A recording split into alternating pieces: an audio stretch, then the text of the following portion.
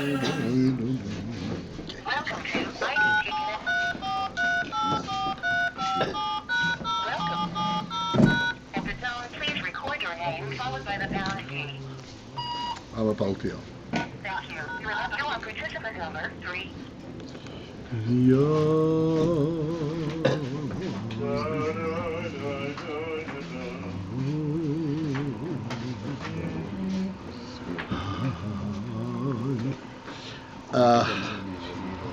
All right.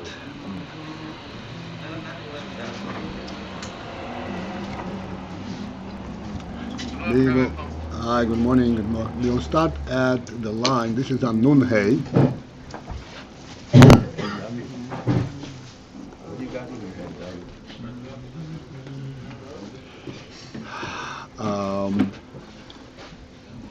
This is 7 lines from the top. The line starts with what she-hishavut the Yitzira.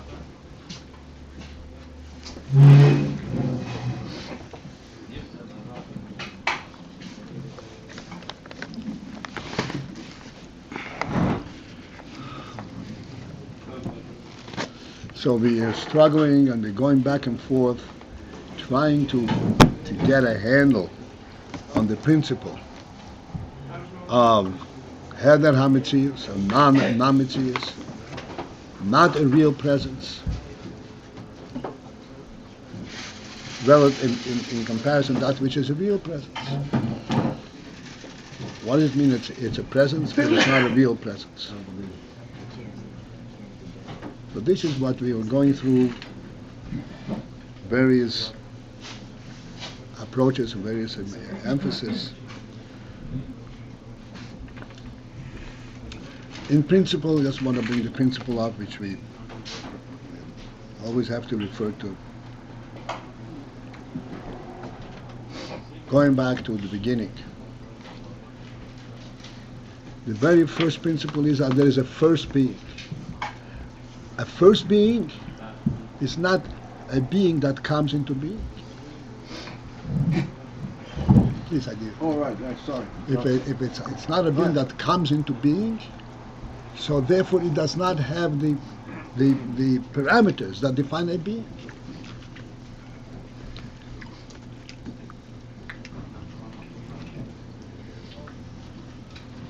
It is not a being.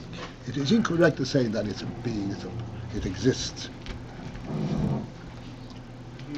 But of course it exists. What does its existence mean? What do we mean to say that it exists?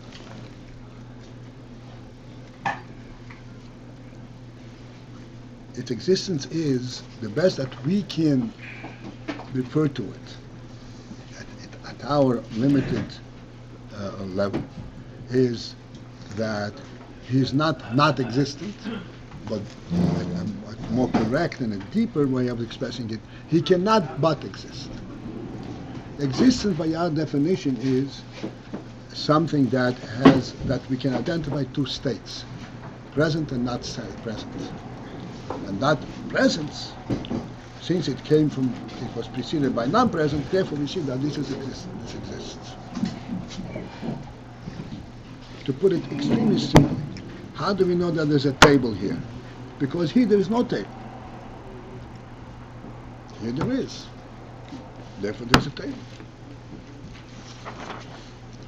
That which is, even in our in our world, which is really a physical world, but still the physical world was created in reflection of the higher truth, as we point out all the time. It is very difficult for us to contemplate and relate to the fact that yes, indeed, space itself is a presence, is a creation, and a godly creation. Our normal way of thinking, space is nothingness, but we understand that it's not nothingness. And again, this is something which we went through in various ways. So godliness is defined over here as efes muchlat, Ayin efes muchlat, the absolute nothingness. And that is the real Metzius. This is the real Metzius that cannot not be, and this is the beginning of everything.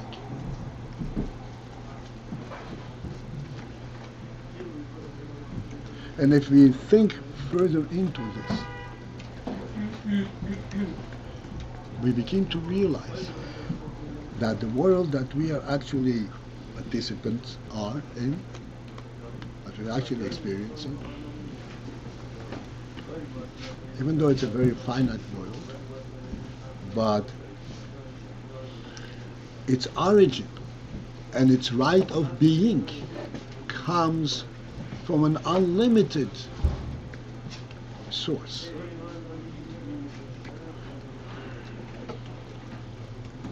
It's folly to perceive that the world has to fight for its existence.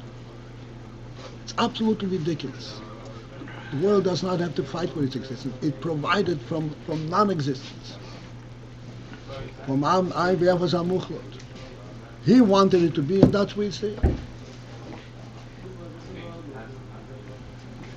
Hu Omar Vayehi. He said, and it came to be. That is what the world is. And therefore there is no limit to the depth that we can derive and understand within the context of the world itself. And we don't need to justify how come it's here. He wants it to be there. That's why it's here. We can start from the stage of it is there. The question how this is beyond our seichel, beyond our comprehension.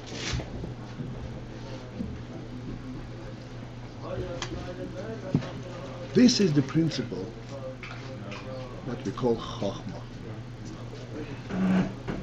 Chokhmah is that which can perceive and relate and accept that which I don't understand. But it is the truth, and that's why I relate to it. This is the phenomenal gift of Chokhmah. Even though Chokhmah is a koyach, it's not the nefesh. Nevertheless, it's a godly gift that you have. That's why it's called bittul. You do not seek to identify it in your parameters in order for it to be. It exists because the truth says it exists. And that is sufficient for Chokhmah. Not only sufficient, this is what Chokhmah relates. And from this, Chokhmah begins the development of all other faculties and all other definitions.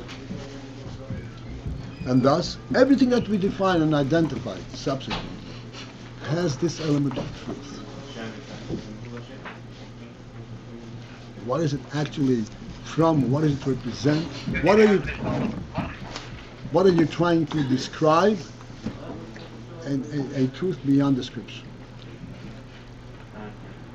Somebody said something?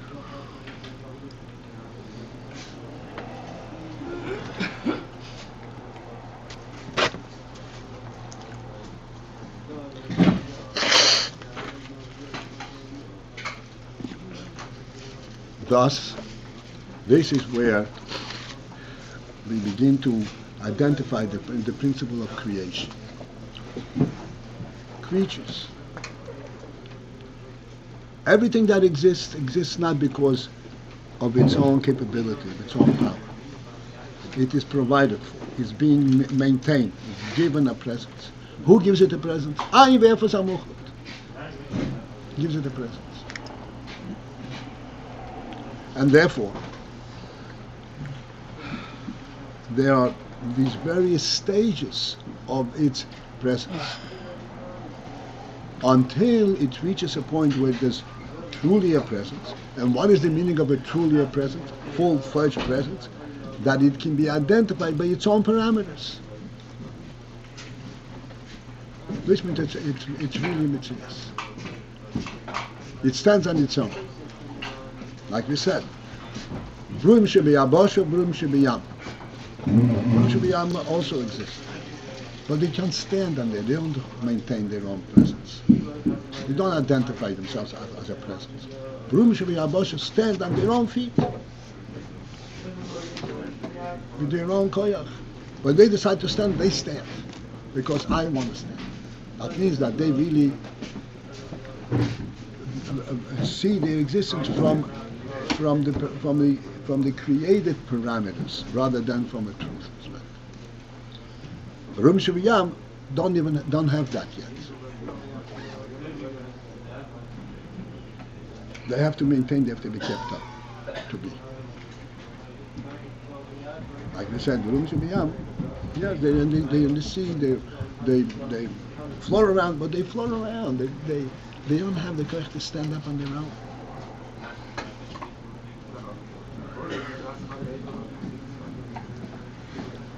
Why do we say that that's progress? More, in other words, to be able to stand. I mean, I know I sense it, but I just want to understand it. Why? To stand on your own, you seems to be almost go further away from the source. Okay. Now the answer to this question is this question is a little bit premature, but I'll answer it because we're going back and forth. Who knows when we are going to have a chance? But I answered the question.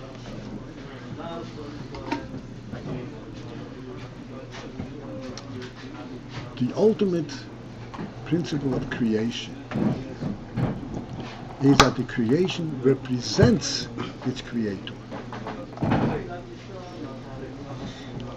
It reflects, to the extent possible, the qualities and the power and the presence of the creator. Brum Shubayam do not present the presence in their own mitzvahs. They don't present the presence of the creator. Yeah, he holds them so there's a creator, but they not meaning mitzvahs, not saying, look, there's a real creator here. Brum Shubayam also do that.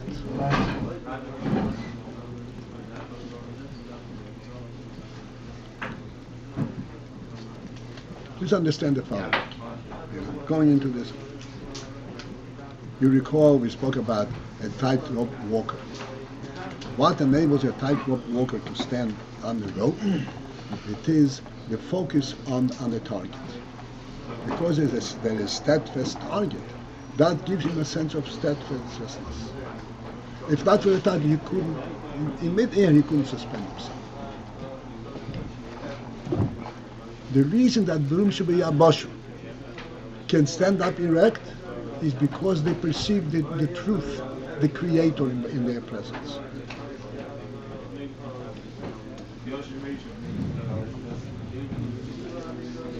They stand on their own. Why on they stand on? Because they see that there is a real world. If it were not for the fact that there's a real world and real creation, they couldn't stand. But they represent the presence of the real creator, the real thing. This is what we always mention, as we mentioned yesterday all the time. Hapikach the Chacham, the open-minded wise man says, Ani nos nosiv malko. I pick the king. The king does not have any qualities that can be disseminated. What is the king? The king is what makes everything stand. It gives a sense of reality to everything.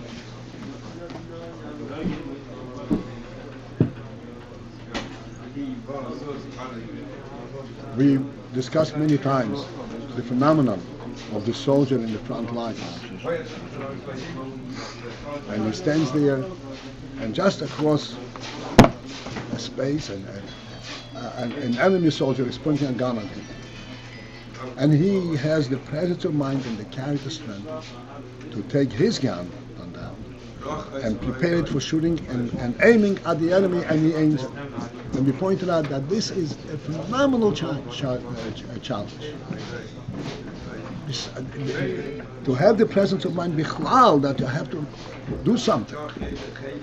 A gun is pointing you from an enemy who doesn't even hesitate to shoot. There's no life, there's nothing, and yet you have the strength to do it. And then beyond that, you actually can aim with such precision, but aiming requires enormous concentration in the presence of life. And he has that.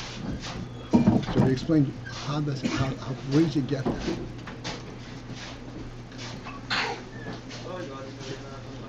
He gets that from his awareness that the king is behind him. Not protecting himself. If he were concerned about his own presence, he would not last a second.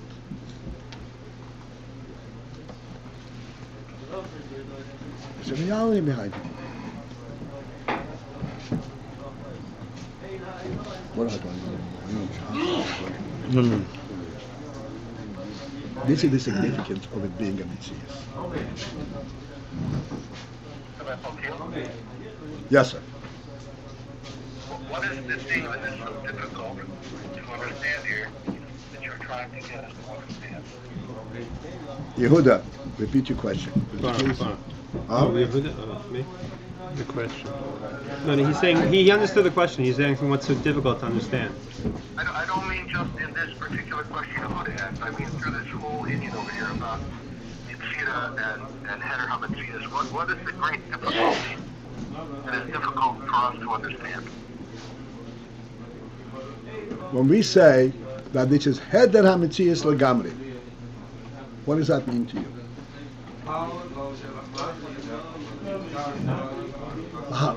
Ayin efes muchlat, total nothingness.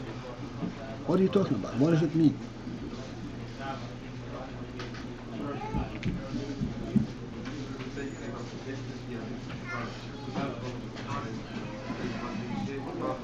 There is a company that's being developed, and hopefully they succeed. It's called Avi. When they hope to find diamonds and all that. What is the name of that company? Shefayami. Huh? Shefayami. Shefayami, because it says in the pasuk Shefayamim, and the Rebbe encouraged him and so forth. And people are investing millions in digging up and developing stuff. It's Ayin efes muchlat.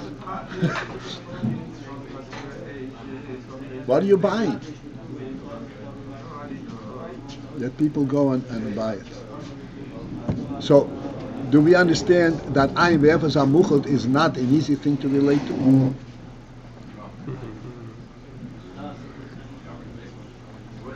Hello? Yep. Okay. Got it.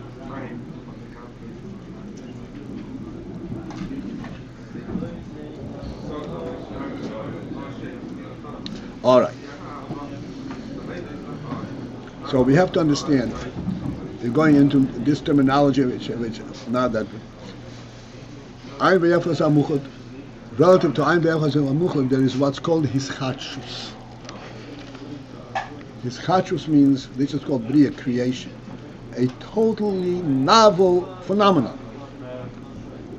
Something that has no precedent, something that cannot be compared, that cannot be traced back and explained, that there is an aspect of this prior to its coming into existence, to the hischachus.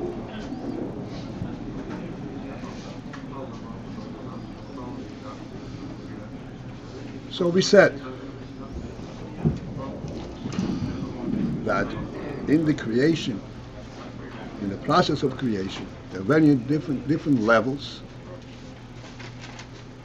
The first level of creation is called Bria. And the word Bria, creation, as opposed to Yitziro, the design, creation means that you're creating something totally novel here, what's called hischachus.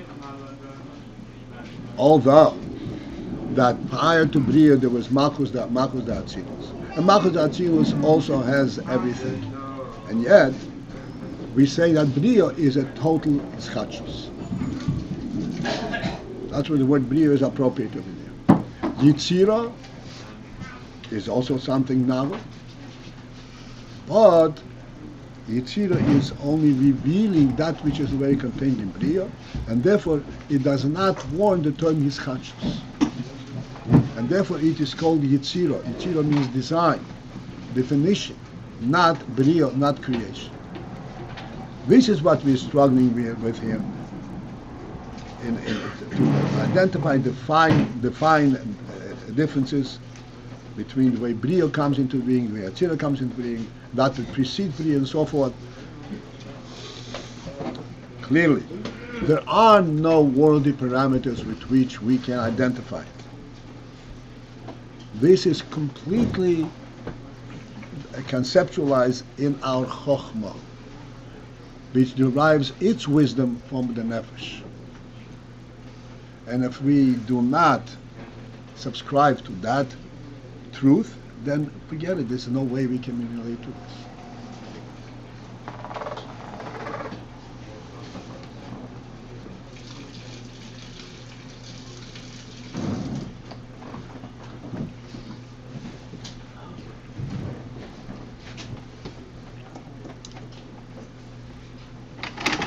So we have all kinds of misholim for this. Machshava and Dibur. And then we have Brum Shebayam, Brum Shebayabosha. These are all misholim. A moshel means that this presents a concept, an idea, at a level that we can, so to speak, tangibly relate to it. But it's only a moshel. It does not approximate at all, nowhere near the true Ayin that we're trying to express.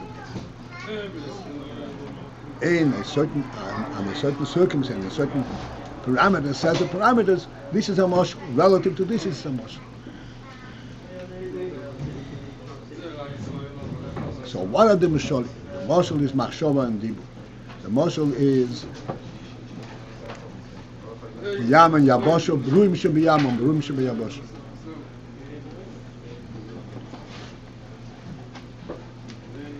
Now, Bruim Shebiyam, this is why it's a moshel, you have to understand. Bruim Shebiyam, we know very clearly what Bruim Shebiyam are. We can touch them, we can see them. And now, we are asked to understand the phenomenal difference, a fundamental difference between Brum Shebiyam and Brum Shebiyabosh in terms of their self-identity, in terms of their own mitzias. What is the point in this? Self-identity, their own mitzias. Brum Shebiyam are God's creation. Brum Shebiyabosh are God's creation. They didn't create themselves. We have no question, how come they're here? Because God said they should be here. But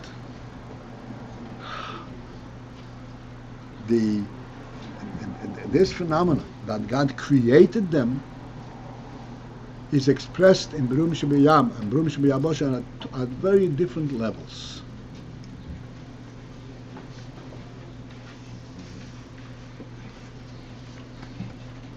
I'll start from bottom up or from top down. Brum Shebiyabosh are clearly Bruim, creatures, stand-alone entities.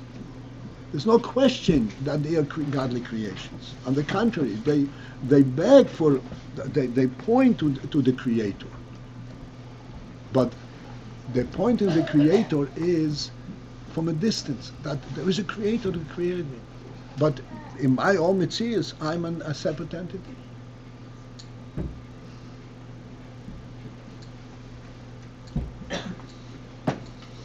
Just like we said before, the melech, a soldier, and the king are two separate entities.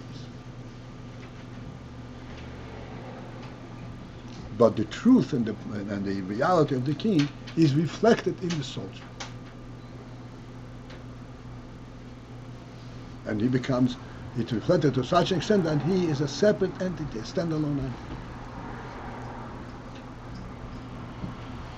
And he can go into all kinds of different situations, way distant from the king, and fight the king's wars. This is the soldier.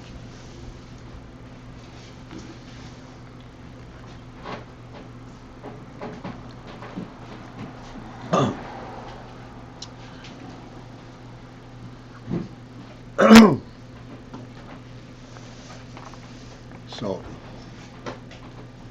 even though he is completely bottled to the king and is in total service of the king, but he stands on his own feet. And this principle that he stands on his own feet is truly a she-hishavut. It represents the king's presence at a level that is totally dissociated from the king himself, a separate mitzvahs. This is called she-hishavut.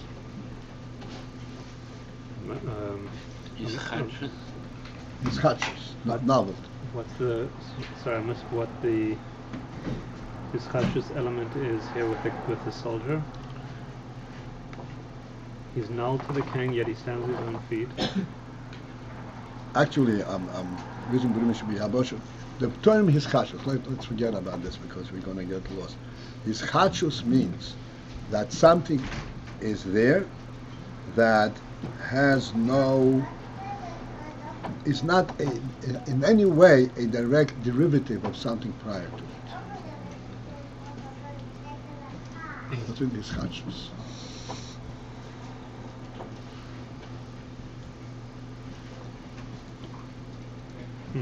Like we said many times, again, a moshel, but a very vivid moshel that we can really relate to. There is the entire structure, the worldly structure that we experience on a daily basis. The chair, the floor, the beam, the wall, the foundation, all the way to the earth. The foundation is based on the earth. This all we can relate. This is within the worldly structure. Then there is the earth itself. The earth itself we cannot relate to. What is that? What is that from? What precedes the presence of the earth to make the earth present?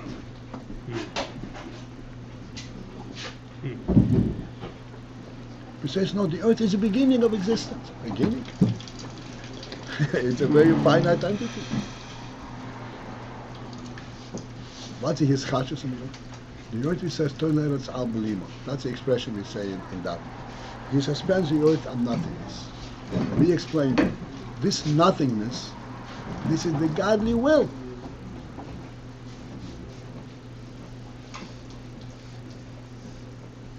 Earth represents not a worldly presence, but a godly will.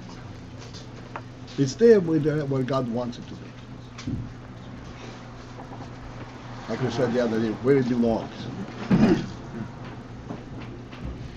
That is called she-hishavut.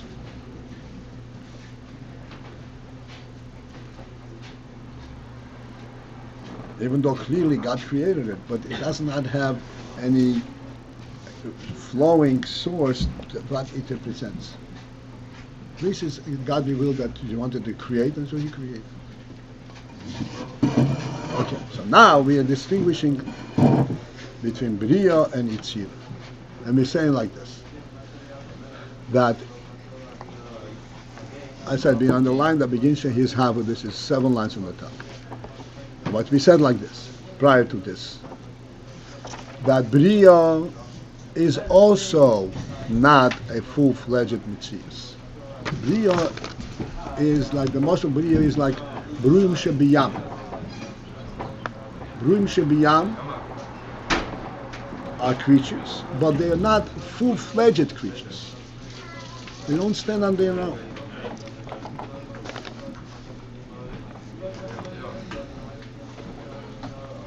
And then these Bruim Shebiyam are then further defined in Yitzira and Bruim Shebiyabosha. As we said, Kol ma she'es v'yabosha yesh bayam. This principle, Kol ma she'es v'yabosha yesh bayam, is to impress upon us that the Yabosha is actually reflecting that which is Yesh v'yam. It was first created in the Yam,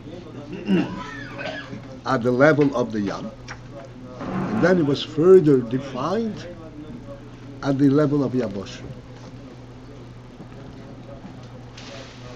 They are very, very different levels.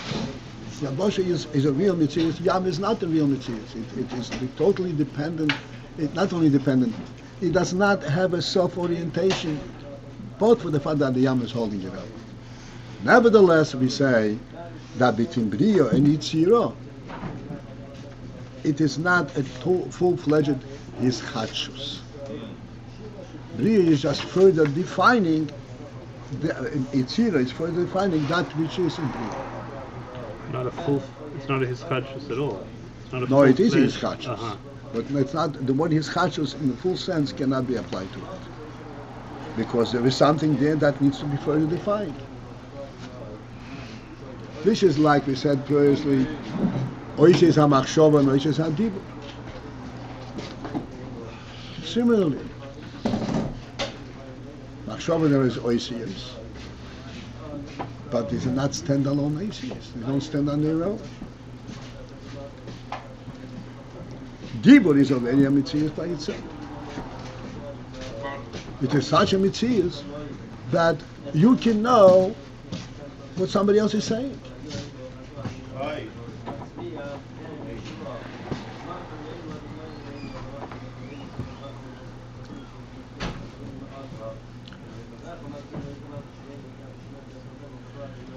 But at the same time, even though Brio and Yitziro or Machshova and Dibur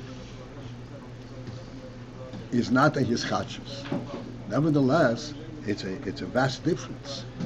In Brio is a real creation. In Yitziro is a real creation. In Dibur is a real creation. In Machshova, it's not really a full-fledged being. And yet, the difference between them cannot be described as total hischachus. Because there is already the presence of voices.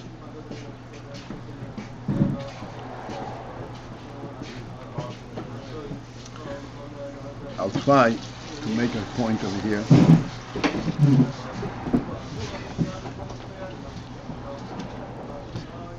The year that we say there is the presence of oisius prior in Machshova, prior to Dibur, we do not mean to say that there is the presence of the idea that we are going to express.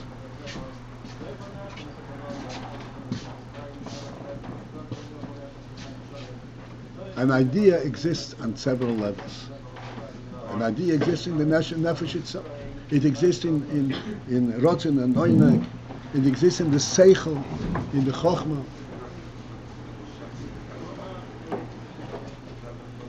The principle of oisiyos is that we have taken this idea and we made it rest. We made it contained in kelim, in vessels that are not part of the idea at all.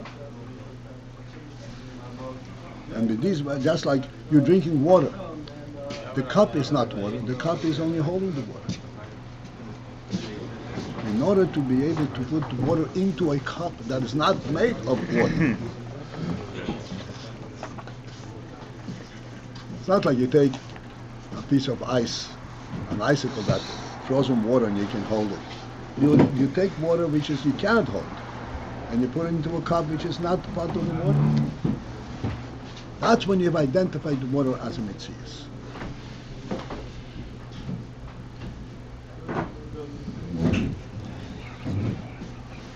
So oisies and machshava are real oisies. In other words, you've identified the idea at the level that it is presentable. That's machshava. But it is presentable only in the fact that it is presentable, but not it is presentable in that particular form. No, not yet. You know that it's presentable, and if you further define it in Dibur, it will be understood by someone else. But as you have it in Machshava, it's not presentable. And what do we call the thing that comes before that? The thing comes, the idea itself, the way it's in Seichel, Oil HaNefesh in the Seichel, and then the way it is in Rotzen and Oineg and so forth, and the truth of the In terms of the Mishalim, this is like AyinBase efes or muchlat. At that level? Yes, Baruch, but please don't confuse yourself and don't confuse everybody else. Okay. We are talking about oisius right now. Talking about what? Oisius, machshava and dibur, that is what we're talking about. Okay. The Yin from AyinBase we'll come into it in a moment, and we'll discuss it. Okay, so this is the Yin. That's what he says. That the Metzias in Bria is not bivchinas heder. I went back to the previous line.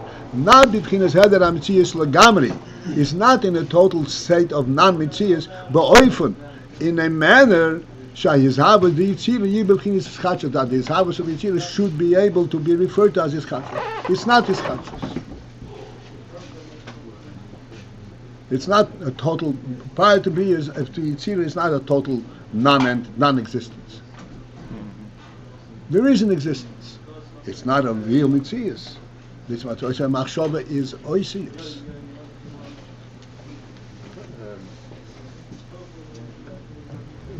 I didn't catch the relation between oisius and idea. Are the oisius contained in the idea, or it's something separate? No. The oisius is not contained in the oisius contained in it. Oh.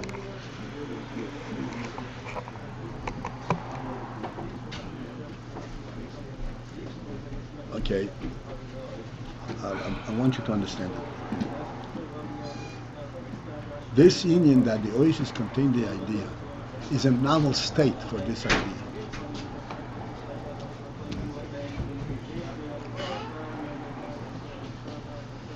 We know that in human thought we have many different levels. We have chokhmah, we have pride chokhmah, we have what's called the emunah, which we can't make sense of. And this is where we're being accused of being fools. You believe you don't know what you believe. This is really prior to knowing anything.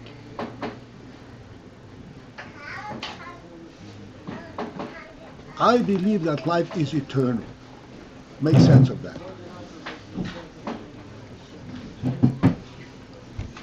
Who does not believe that life is eternal?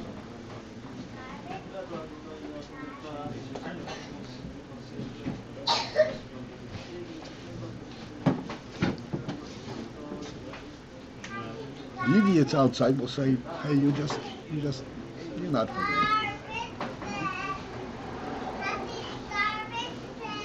So we are saying, so this is where it's coming from. This is the original state. Okay? At that point, that is a belief which is beyond recognition. I can't convince you of my belief, you cannot convince me of my belief. You cannot tell me what you believe, I cannot tell you what you believe. Now, but to make sense of it. No oisius and emunah. Huh? No oisius and No emunah. oisius in the moon. Moon is in the cool. There's not even oisius in chokhmah, the truth. Oisius are first come into being in Bina. Then it becomes some kind of a concept that we can focus in and know, I know what I'm talking about.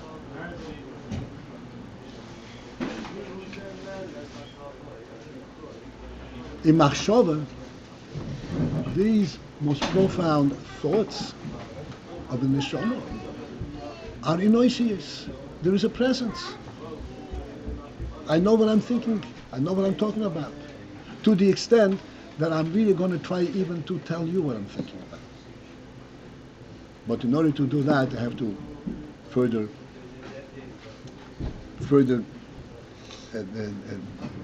redefine it at a different level. But there is something there. I want to tell you something. To tell you what I believe is folly. Nobody has such a design to do it, and that's out of the question.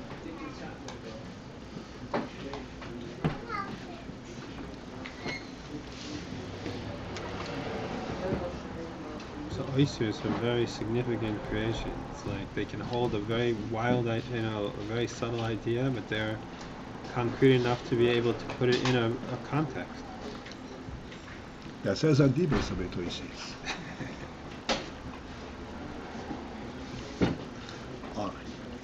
So, Bria there is not a Metzias yet, a real Metzias, but nevertheless, when it comes into Yitzira, this is not called she-hishavut. This is the point which we want to understand. The term she-hishavut. She-hishavut means a new creation. It's not a new creation. Just like Dibur, speech from thought.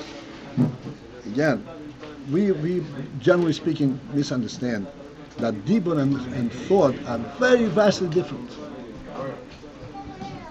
We think that we speak the same thing that we think. It's not true.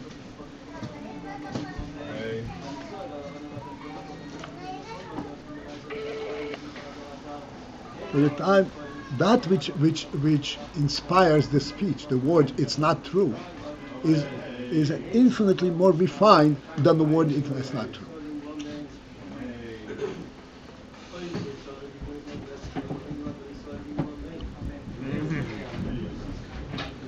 It's not a direct flow.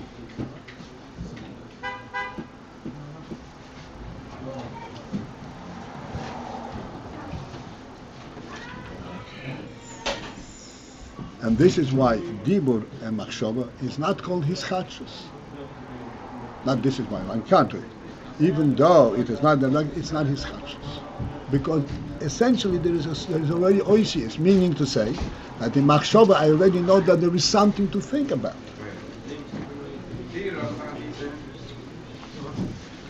I have the oisius. Very fine oisius, but there is oisius. Then when it comes into Dibur, that can make sense. You can express these things. Okay. Now we continue further. Both of this is for you. Okay,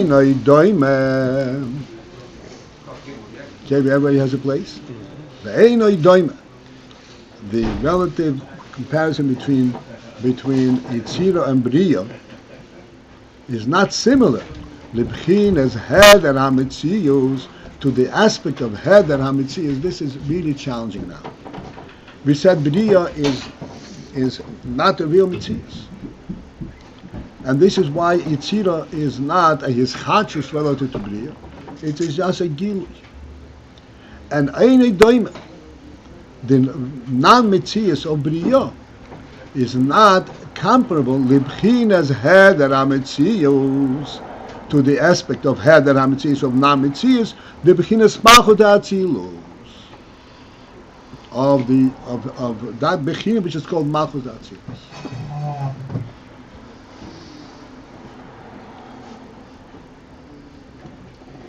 When we come with malchut ha'atzilus, the point is that malchut ha'atzilus is the real source of everything, of that which ultimately comes into Bria, and that which ultimately comes into Yitzira and into Asiyah. Which means in Malchut Atzilus, all of these things are present.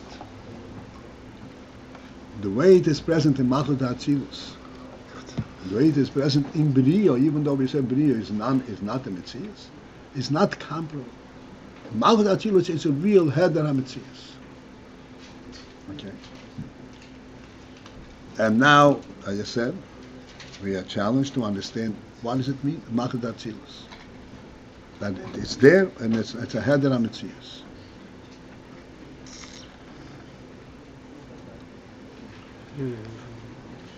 This Heder HaMetzias that we say in Malchut Atzilus, this is not the Heder HaMetzias that we spoke of in the very beginning. Ayin efes muchlat. Ayin efes muchlat is not Malchus.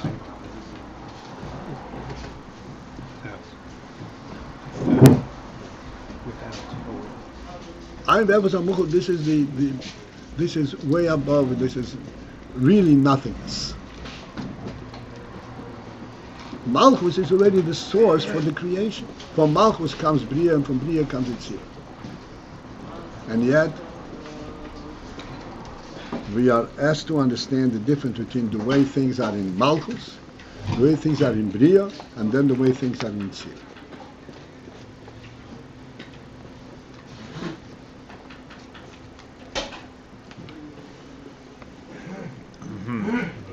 I'll try my best to give us a perspective and understanding. Yet, without focusing in, without thought, this is not going to happen. Where did we come all of a sudden talk about Malchus? Heder HaMetzius the Malchus Harei Noida. Since it is known, the whole mash in his habe b'biyah, that everything that came into be created in biyah, just as we said, that kol mash yesh b'yah bosho yesh bayam. There is also the similar statement at a much, much higher level. The whole mash in his habe b'biyah, everything that came to create in biyah, yeshnam bebchinas malchut atzilus, is present in the bechina of malchut atzilus. I don't have to go back into the word bechina. Everybody knows that bechina means this is not a present, a tangible presence. The aspect of it. Malchut atzilus, I'll try to present it. Shazei inyan, and this in fact is the principle Masha Malchus Nikro B'Shem Even V'Yofon Sheshan. The fact that Malchus is actually referred to in Tanakh, that Malchus is like a stone referred to Malchus. Why is Malchus referred to as a stone? Because in Malchus there is an element of a stone. The offer and dust, Sheshana is a bloom. All of these things exist, so to speak, and we can properly refer to Malchus with these terms.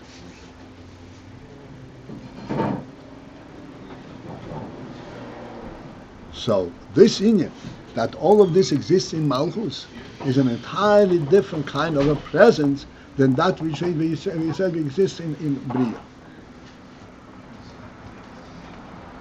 That's totally not comparable.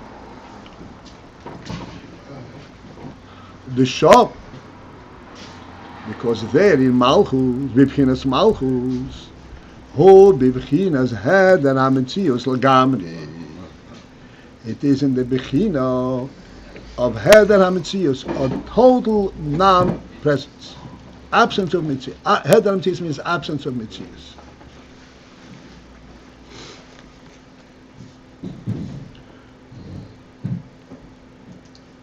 The next few words are extremely challenging. I'd like to we should at least begin to understand. V'hu inyan, this is the principle of afisas hametzius v'ha'adori.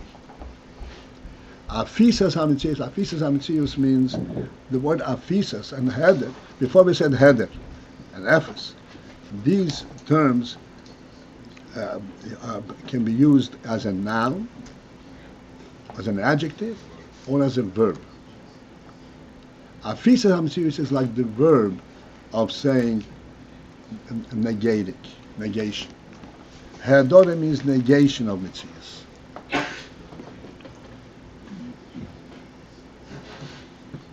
In Malchus there's an union of negation of metzius.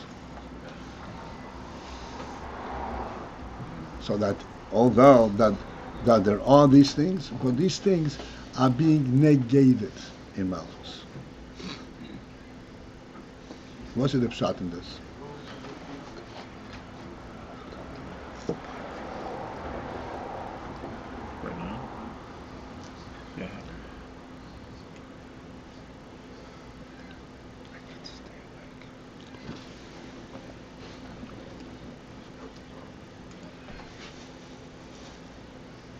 We will take a little analogy from something that I believe we can focus in and kind of have an insight.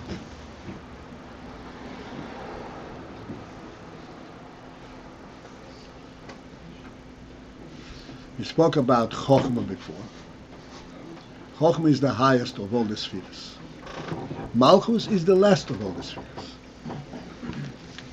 Before it comes into Malchus, it has gone through entire metamorphosis, an entire process into Bina and Das and Chesed, Gvura, Tiferes, and then finally comes into Malchus.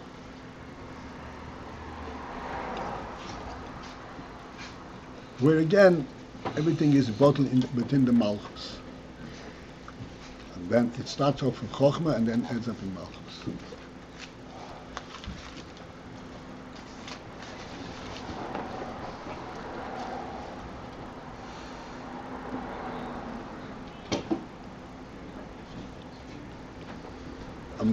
Okay, now we have to understand this, as this is again a further challenge. Chochmah itself is really nothing, but it's not really nothing, because above Chochmah there is Keser, there's Rotzen and Noineg, which are way superior to Chochmah. Let us try to get some kind of an inkling. What do we mean? Yes, Metzias, no Metzias. Now, we'll use a very simple metaphor.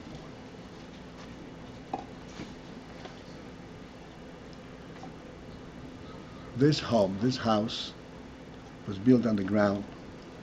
Prior to the house building in the ground, the ground existed. And it existed before it was identified as part of Brooklyn or Schenectady Avenue.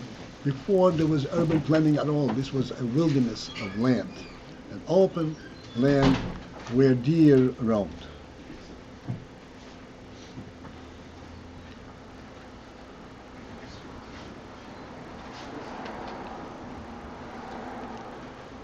That land, really, this is what provides for the development of what we have here. But at that time, it was extremely difficult. You had to be a real genius to say, oh, we can build over here a city.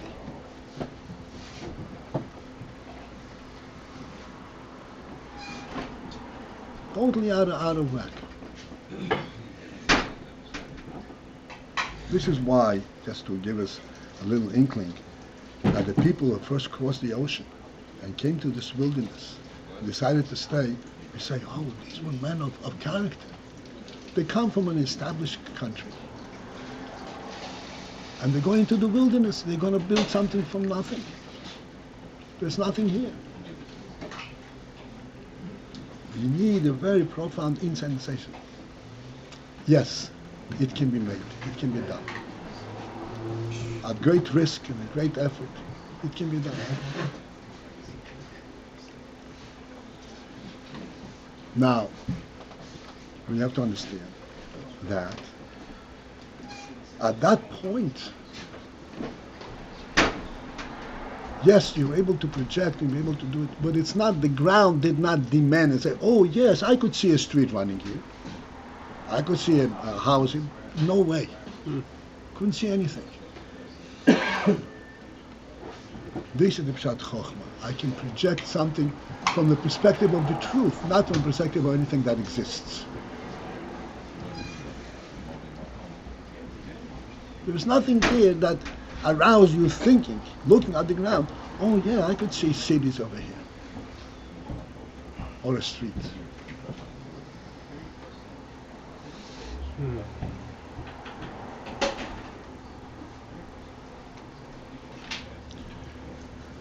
Now, let's take from the Chochmah into the Bina, and I'm saying, oh yeah, we can do it, and so forth, until this is going to be good, and so forth, until they made a decision and they already made what we call urban planning. Urban planning means we have the ocean over here, we have the land, there's the river over here. Between these demarcations, this is where we are going to build. It's still far from being built. It still needs to be developed. The earth has to be cleared. A whole bunch of preparation before you can actually set foundations of anything. Nevertheless, at that point, you can actually say, there is things. I know what I'm aiming at. I know what I'm trying to bring out and to show. This is called Malchus. In other words, there are human beings who are relating to this land. who relate to this land from a human perspective, not from the land perspective. From a human perspective. There's a governor or whatever it is. We are going to show what there is, what potential there is here.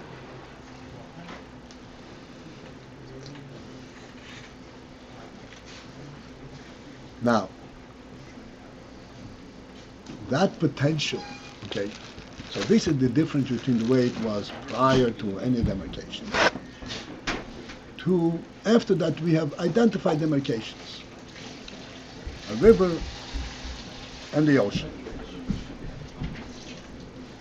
It's not just open, infinite, but there is demarcations, whatever it is. At that stage, it is, here's the statement. At that stage, everything exists and nothing exists.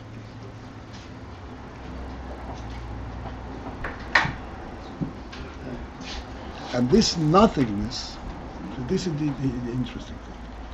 Everything exists is because the Malchus demands, yes, go ahead and build it. But nothing exists. You're not following anything yet.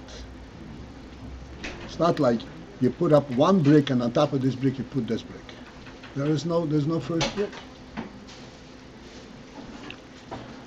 That's what I'm saying.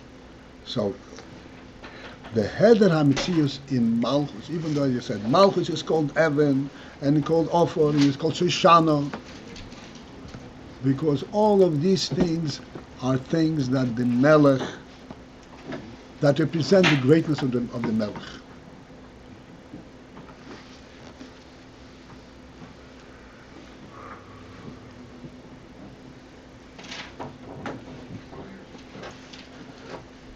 What is the greatness of the Melech? What's a Melech? A Melech is one who rules, who gives purpose to a whole nation.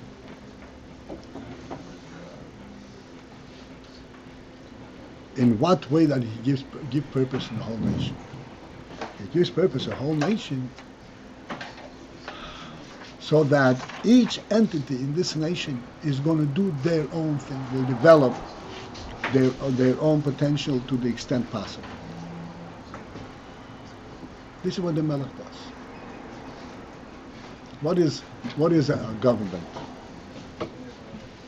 A decent government that is dedicated to governing, providing every entity, every member of the community, to fulfilling his potential. And the reason that they're providing for the community's potential is not because we love him so much. Because this is, yes, of course we love him, but we love him because he's part of the community. This is representative of a vibrant community. A community that does not have streets, does not have houses, and people are living in the wild in peace. That's not a community. Community is where every individual has a presence. Like I said, Beis in the order. And this presence is actually representative of the principle of that community. Which means that in a very real sense, every individual draws his strength from the community, from the Melech. But there is nothing compelling. Nothing in the Melech says, you be a carpenter, you be a shoemaker, you be a salesman, nothing at all. This is created much later.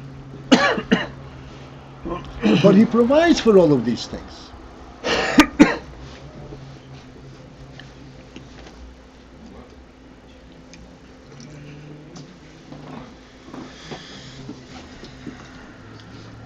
We get the point? A little bit trying to what's throwing me off a little bit is what I'm getting thrown off a little bit is this example of Okay, let me step back a bit, because our mind just doesn't work according to the thought process of Torah and Chassidus. In our minds, you became a shoemaker because you appreciate shoes and you want to make money. You are not there to serve the community and provide them with shoes. You have to that's the last thing in your mind. The primary thing in your mind, if you make good shoes, you're going to be able to sell it and you're going to have money for yourself. What? Selfish reasons. Selfish reasons. Selfish reasons. It's not a question of selfish reasons. It's either you don't even conceive that there is an overall reality.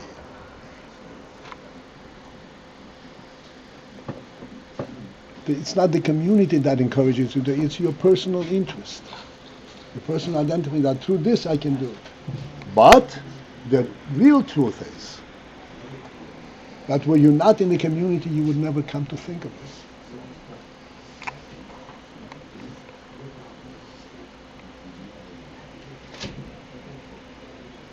So really, the principle of a developed community is the fact that there is a coordinated government that encourages everyone to bring out his best. This will be good for him and be good and it will develop the whole community. Sorry, Yes. it's a different more technical question. When the urban planner has the ocean and the river, why do we call this Heder HaMetzias Lagamri? In other words, he is seeing something. Is it this just the limitations of the mashal? Even here, even when you came further down, there's Heder HaMetzias Lagamri. There's nothing coming from the Melech that says you be a carpenter. You can be anything, absolute anything you want. You can be a singer, you can be a dancer, you can be a loafer, you can be anything you want. So the first step is that there is something to develop. That's what we call Heder HaMetzias Lagamri. This is why Malchus is even though we say that there is Evan, this is the interesting thing. There is Evan offered on Tishana, Right. and it's between his Heder HaMetzias Lagamri. What's the? Yeah. There is not a stone that says I'm a stone. Oh. There is this. If you want to be a stone, you can be a stone. If you're relating to the community, you feel I have to be a carpenter, you be a carpenter. Where do you get that idea? You get it from the Malchus. So next level, it's more like there is such thing as a community. There is a provision of this resource that everyone can then. So a community. This is what we said. The community is not. There's not a community. There's the harbor. The maki for the community. It's called the kahila. There is that which is higher in community. It says yes, this is a reality, and then everything within that reality can bring out their best. And they are encouraged. They get their sense of what they are from this totality. They get a sense of what they are from the Melech. The Melech says, you are a real person. You're a real person. You're a real person. Okay. What are you going to do with it? So this is the Vayakel from yesterday. Yeah, that's what I said. Vayakel. Yes, Ruben. Yeah. You're so patient. Yeah, fine. What I don't understand, I guess the mashal and the nimshal. In the word he says the Rebbe says the ain't dam beginners had to have mitzvot beginners malchus that's sealus. So for I understand that the things as they are in malchus that's sealus, they had the mitzvot as explained in mashal. But why is malchus itself considered had the mitzvot? Or these things within Malchus they had the Metzias. Just like going to the marshal, granted, the urban planner just has ideas, but the urban planner himself is a Metzias. So why is Malchus itself called Hed Metzias? The things as they come out of Malchus, later on we consider... Malchus, we didn't call Malchus Hed Metzias. Malchus is the actualization of the entire process starting from Chokhmah on down. As a matter of fact, Malchus is really a reflection of Keser.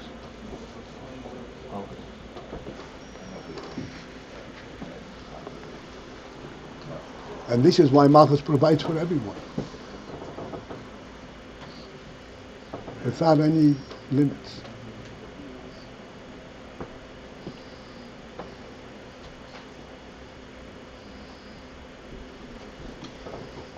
What is the verb efes? In other words, that implies that there's some kind of negating.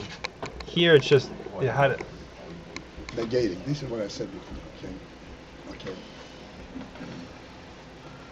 You're going to be a carpenter. I said in Harmontown, I'll be a carpenter because I like carpentry. You're not really a reality. You're not part of the reality. I'm a carpenter, not because I'm a carpenter, but because this is the place where I am. Because of the overall reality of the Malchus. This is where I'm a carpenter. It's an interesting halacha. I want to tell you about something. That the halacha, a city, what qualifies as a city? The halachas, a city, a quarter. What qualifies as a city? Who knows? That there are 10 batlonim. 10 batlonim. Batlonim means, pardon me, loafers. But it doesn't mean loafers. 10 people who do not have any responsibility for building, for maintaining. They sit in this medicine and learn the whole day. They have no other concerns. That's a city. Because all the other needs have been taken care of by, and now you have room for these lovers. Then there is a real presence. They're talking about learning. What is the city about?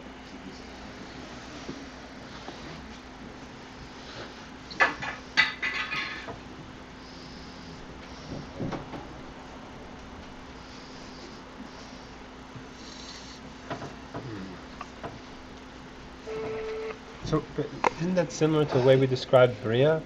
Bria, everything is there because everything is there. So any particular thing is there because the whole thing is there.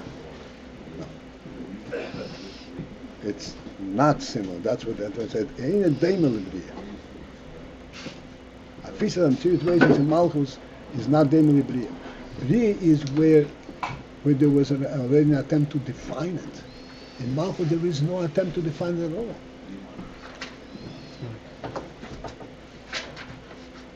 This is why Efes is. What is Malchus? Malchus is a focus on what? Malchus is not a focus on the community, on the country. It's a focus on who? On the king.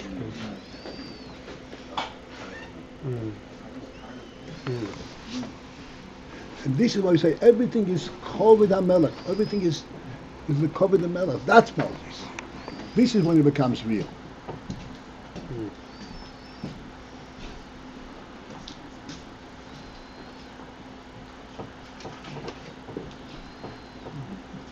When you stand there and you say, the world is a beautiful world, oh, the creator of the world must have been a genius, and we beg him, and please be with us. When you stand upon the wall, that's when it's real.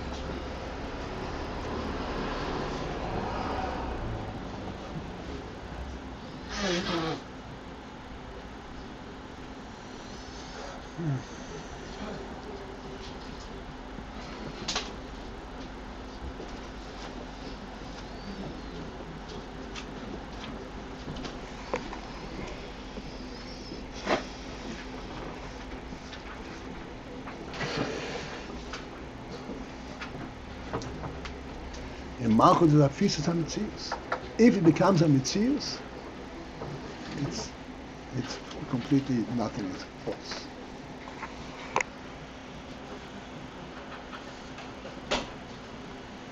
No matter who you are, you may be the 5-star general. What makes you for real? You're beaten to the mill.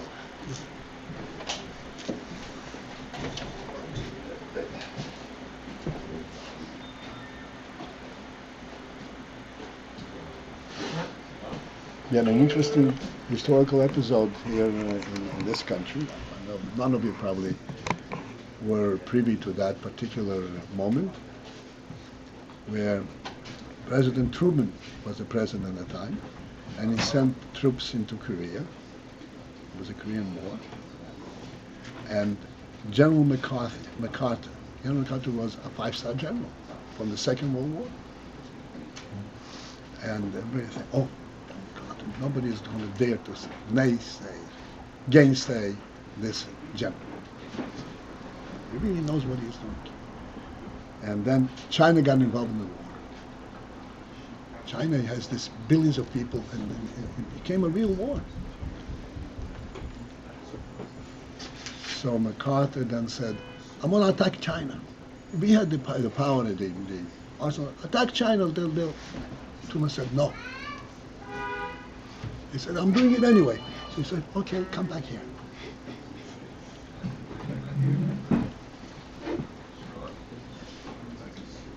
Took away his commission. Who was Truman? A Missouri guy, not nobody. But he got this position. He said, no. And he brought him back. Everybody was dumbfounded. It's quite a feat. Without beetle to the melech, you're nothing.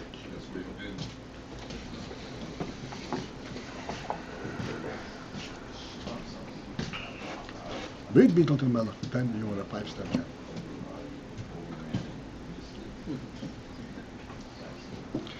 All right, and now our time is up. But I think Baruch Hashem, we got through this Malchus in here. All right, have a great day, everyone. If anyone wants to get the Shalom Beis lectures, there's over 10 hours of Rabbi Paltiel Shalom Beis lectures for $10. I have the MP3 is on me. Oh, yeah.